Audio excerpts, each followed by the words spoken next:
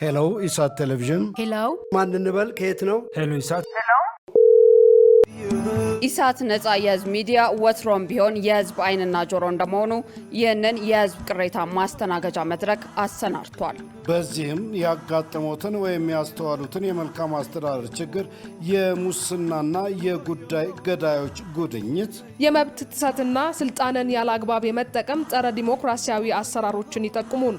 የሚመለከተውን የመንግስት አካል በማነጋገር ተጠያቂነት የሚሰፍንበትን መፍትሄ እናፈላልጋለን። በስልክ ቁጥሮች 0901 458845 ወይም 0901 451145 በተጨማሪም በ0944 02 11 11 በ0906 77 42 92 ይደውሉ። ልናስተናግደው ዝግጁ ነን። ኢሳት ነጻ የህዝብ ሚዲያ። ሰላም ጤና ይስጥልን ተመልካቾቻችን፣ እንኳን ቀኝ ያልተገዛች ነፃና የተከበረች ሀገርን አስረክበውን ያለፈው አርበኞቻችን ለሚታሰቡበት 85ኛው የጀግኖች አርበኞች የድል በዓል መታሰቢያ ያደረሳችሁ። ከኢሳት ነፃ የህዝብ ሚዲያ ለምሽቱ ያዘጋጀናቸውን ዜናዎች ይዘን ቀርበናል። ከዜናዎቹ ጋር እኔ ሙሉቀን ሰለሞን፣ በምልክት ቋንቋው ዳዊት ጎሳይሮናችን ቆያል።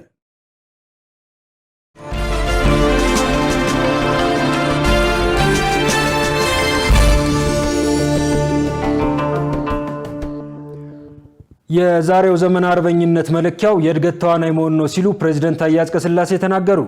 85ኛው የአርበኞች የድል በዓል መታሰቢያ በአዲስ አበባ 4 ኪሎ በሚገኘው የድል ሐውልት አደባባይ በዛሬው ዕለት ተከብሯል።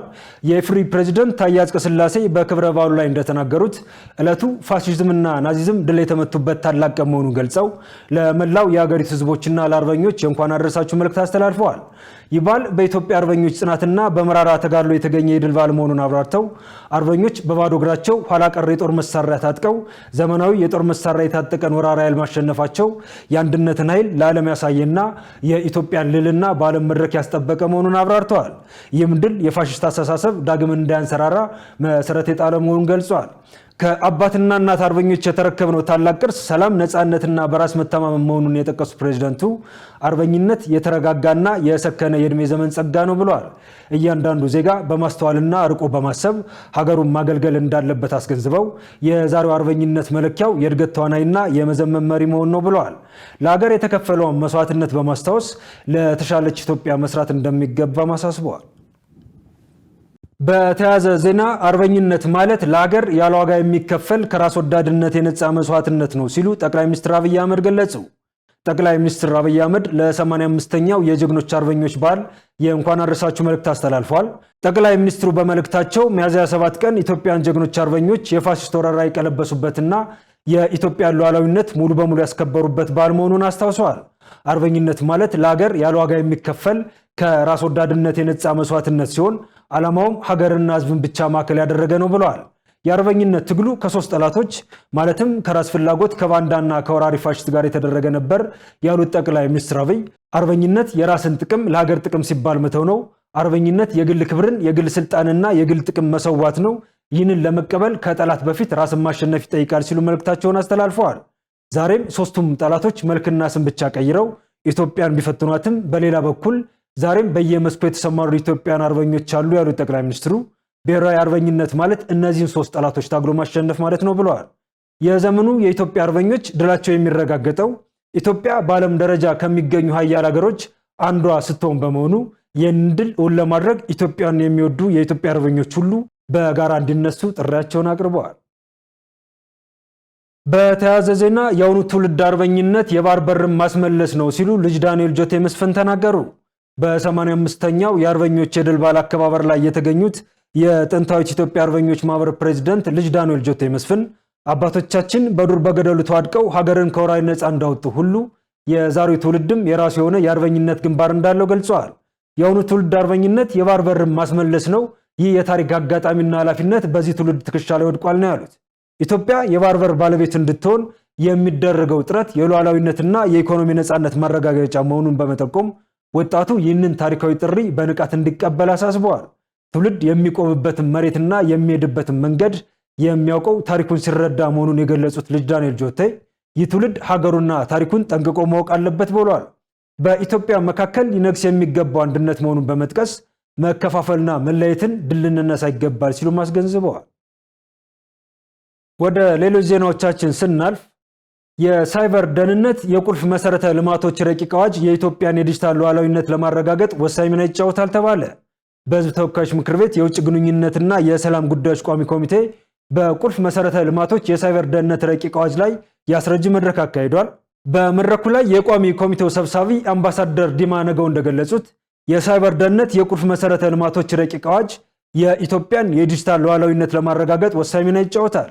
የኢንፎርሜሽን መረብ ደህንነት አስተዳደር ዋና ዳይሬክተር ትዕግስት አሚድ በበኩላቸው ቁልፍ መሰረተ ልማቶች ከሌሎች መስኮች ጋር በቀጥታም ሆነ በተዘዋዋሪ ተያያዥነት ያላቸው በመሆናቸው ጥቃት ቢፈጸምባቸው በብሔራዊ ጥቅም ላይ ከፍተኛ ጉዳት ሊደርስ እንደሚችል ተናግረዋል። ይህም በሀገራዊ ደህንነትና በዜጎች የዕለት ተዕለት እንቅስቃሴ ላይ ከፍተኛ ጫና ሊያሳድር እንደሚችል አስረድተው የሳይበር ደህንነት የቁልፍ መሰረተ ልማቶች ረቂቅ አዋጅም የሳይበር ተጋላጭነትና ስጋትን ለመከላከል እንደሚረዳ አመልክተዋል። የረቂቅ አዋጁ ዋና መነሻ የሳይበር ደህንነት ጥቃት አዝማሚያዎች ከጊዜ ወደ ጊዜ እየጨመሩ መምጣታቸው መሆኑን ጠቁመዋል። ረቂቅ አዋጁ የሀገሪቱን ሕገ መንግስትና ኢትዮጵያ ከፈረመቻቸው ዓለም አቀፍ ሕጎች ጋር እንዲጣጣም ተደርጎ መዘጋጀቱን የገለጹት ዋና ዳይሬክተሯ ረቂቅ አዋጁ ከጸደቀ የግሉን ዘርፍ ጭምር በማሳተፍ መንግስት በዘርፉ ሲያከናውናቸው የነበሩ ተግባራትን ይበልጥ ለማጠናከር እንደሚረዳ ገልጸዋል። ረቂቅ አዋጁ በቀጣይ ባለድርሻ አካላት በተገኙበት ተጨማሪ ውይይት እንደሚደረግበት በመድረኩ ተመላክተዋል። ኢትዮጵያ በሱዳን መንግስት የተሰነዘረባትን ክስ ውድቅ አደረገች። የሱዳን ጦር ከኢትዮጵያ የባህር ዳር ከተማ የተነሳ ድሮን በትላንትናው ዕለት የካርቱም ዓለም አቀፍ አየር ማረፊያ ላይ ጥቃት አድርሷል በማለት መክሰሱ ይታወሳል። በዚህም በኢትዮጵያ የሚገኙትን አምባሳደሯን ለምክክር መጥራቷን ሱዳን አስታውቃለች። የሱዳንን ክስ አስመልክቶ የኢትዮጵያ ውጭ ጉዳይ ሚኒስቴር በዛሬው ዕለት በወጣው መግለጫ እንዳስታወቀው የሱዳን መከላከያ ኃይልና የውጭ ጉዳይ ሚኒስቴር በጋራ በሰጡት መግለጫ ኢትዮጵያ ላይ ያቀረቡት ክስ መሰረተ ቢስ ነው ብሏል። የኢትዮጵያና የሱዳን ህዝቦች ያላቸውን ታሪካዊ ግንኙነት ከግምት ውስጥ በማስገባት ሱዳን የእርስ በርስ ጦርነት ወቅት አንዳንድ ታጣቂዎች የኢትዮጵያን ሉዓላዊነትና የግዛት አንድነት በመጣስ የሚያደርጉትን ትንኮሳ ለህዝብ ይፋ ከማድረግ መቆጠቡን አንስተዋል። የሱዳን ጦር የህወሓት ቅጥረኛ ወታደሮችን በእርስ በርስ ጦርነት ውስጥ ማሳተፉንና ለእነዚህ ቅጥረኛ ወታደሮች የጦር መሳሪያና የገንዘብ ድጋፍ በማድረግ በምዕራብ ኢትዮጵያ ትንኮሳ እንዲፈጸሙ ማድረጉን ጠቅሷል። በሱዳን የእርስ በርስ ጦርነት የህወሓት ቅጥረኛ ወታደሮች በግልጽ ሲንቀሳቀሱ መታየታቸው ሱዳን ለተለያዩ ጸረ ኢትዮጵያ ኃይሎች መናኸሪያ ሆና እያገለገለች መሆኗን የሚያሳይ ታማኝ መረጃ ነው ብሏል። መሰል ድርጊቶችና ቀደም ሲል በሱዳን ጦርና በባለስልጣናት የተሰነዘሩ ወንጀላዎች እኩይ አጀንዳዎችን ለማራመድ የሚፈልጉ የውጭ ኃይሎችን ዓላማ ለማሳካት ያለመ መሆኑን አመላክቷል። ኢትዮጵያ በዚህ አስቸጋሪ ወቅት ከሱዳን ህዝቦች ጋር አጋርነቷና ያላትን ወዳጅነት አጠናክራ ትቀጥላለች ያለው የሚኒስትሩ መግለጫ ኢትዮጵያ የሱዳን የእርስ በርስ ጦርነት በውይይት ይፈታል ብላ እንደምታምን አስገንዝበዋል። በተጨማሪም ኢትዮጵያ በሱዳን የሲቪል መንግስት እንዲመሰረት፣ አስቸኳይ የሰብአዊ እርዳታና ዘላቂ የተኩስ አቁም ስምምነት እንዲደረግ እንዲሁም ነፃ ሁሉን አቀፍ ግልጽ ሲቪል መር ውይይት ማድረግ አስፈላጊ ነው ብላ እንደምታምን በመግለጫው አብራርተዋል። የንግድና ቀጠናዊ ትስስር ሚኒስቴር በነዳጅ ዋጋ ላይ ጭማሪ ማድረጉን አስታወቀ። የንግድና ቀጠናዊ ትስስር ሚኒስቴር ባወጣው ደብዳቤ የዓለም የነዳጅ ዋጋን መሰረት በማድረግ ከሚያዝያ 6 ቀን 2018 ዓ.ም ከምሽቱ 12 ሰዓት ጀምሮ የነዳጅ ምርቶች የችርቻሮ መሸጫ ዋጋ ላይ ጭማሪ ማድረጉን ገልጿል።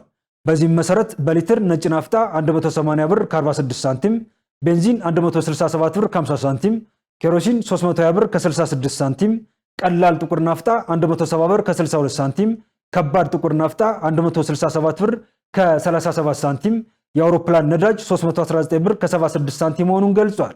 ከአንድ ወር በፊት በነዳጅ ምርቶች ላይ የዋጋ ጭማሪ መደረጉ ይታወሳል። ተመልካቾቻችን ከኢሳት ነፃ የህዝብ ሚዲያ ለምሽቱ የሚተላለፉላችሁ ዜናዎቻችን እንደቀጠሉ ናቸው። ወደ ዜናዎች እንሻገር። የማሊ ወታደራዊ መሪ ጀነራል አስሚ ጎይታ የመከላከያ ሚኒስትርነት ቦታን ጠቅልለው ያዙ። የማሊ ወታደራዊ መሪ ጀነራል አስሚ ጎይታ ከሳምንት በፊት በተፈጸመ ድንገተኛ ጥቃት የተገደሉትን የመከላከያ ሚኒስትርነት ቦታን ጠቅልለው ያዙ። በምዕራብ አፍሪካዊቱ ሀገር ውስጥ እስላማዊና ተገንጣይ አማጽያን በጥምረት የከፈቱትን ጥቃት ተከትሎ ማሊ በከፍተኛ የደህንነት ቀውስ ውስጥ ትገኛለች። በዚህም በዋና ከተማዋ ባማኮ አቅራቢያ በሚገኘው የመከላከያ ሚኒስትሩ ሳዲዮ ካማና መኖሪያ ቤት ላይ ሁለቱ ኃይሎች በጥምረት ቦምብ የጫነ መኪና በፈጸሙት የአጥፍቶ ጠፊ ጥቃት ባለስልጣኑ መገደላቸው ይታወሳል። የባለስልጣኑ መገደል ተከትሎ ወታደራዊ መሪ ጀነራል ጎይታ የሟቹን የሚኒስትርነት ቦታ ደርበው መያዛቸው ተገልጿል። የፕሬዝደንትነትና የመከላከያ ሚኒስትርነት ስልጣን በጀነራል ቁጥጥር ስር መግባቱ መንበራቸው በታጣቂዎች ስጋት ውስጥ በመውደቁ የበላይነታቸውን ለማጠናከር የተወሰደ እርምጃ ተደርጎ ተወስዷል ሲል ቢቢሲ ዘግቧል። ትራምፕ ኢራን የአሜሪካን መርከቦች ካጠቃች ከምድረገጽ ትጠፋለች ሲሉ አስጠነቀቁ። የአሜሪካው ፕሬዝዳንት ዶናልድ ትራምፕ ከፎክስ ኒውስ ጋር ባደረጉት ቃለ ምልልስ በየነጻነት ፕሮጀክት ወቅት ኢራን የአሜሪካን መርከቦች ካጠቃች ከምድረገጽ ትጠፋለች ሲሉ አስጠንቅቀዋል። ፕሬዝዳንቱ አክለውም አሜሪካ ከኢራን የተሻለ ወታደራዊ አቅም እንዳላት በመግለጽ ኢራን ለሰላም ድርድሩ በጣም ለስላሳና ተለዋጭ እየሆነች መጥታለች ብለዋል። የትራምፕ አስተያየት የተሰማው የሆርሙዝ ወሽመጥን ለመክፈት በሚደረገው ዘመቻ የአሜሪካ ኃይሎች 7 የኢራን ፈጣን ጀልባዎችን መምታታቸውን በትሩዝ ማህበራዊ ገጻቸው ላይ ካሰፈሩ በኋላ ነው። ፕሬዚደንቱ የነጻነት ፕሮጀክት የተሰኘውን ዘመቻ ሰኞ ዕለት ይፋ ያደረጉት ሲሆን በወሽመጡ ውስጥ የታሰሩ የንግድ መርከቦቻቸውን ነፃ ለመውጣት ከመላው ዓለም የተውጣጡ አገራት ድጋፍ ጠይቀዋል ሲል ቢቢሲ ዘግቧል።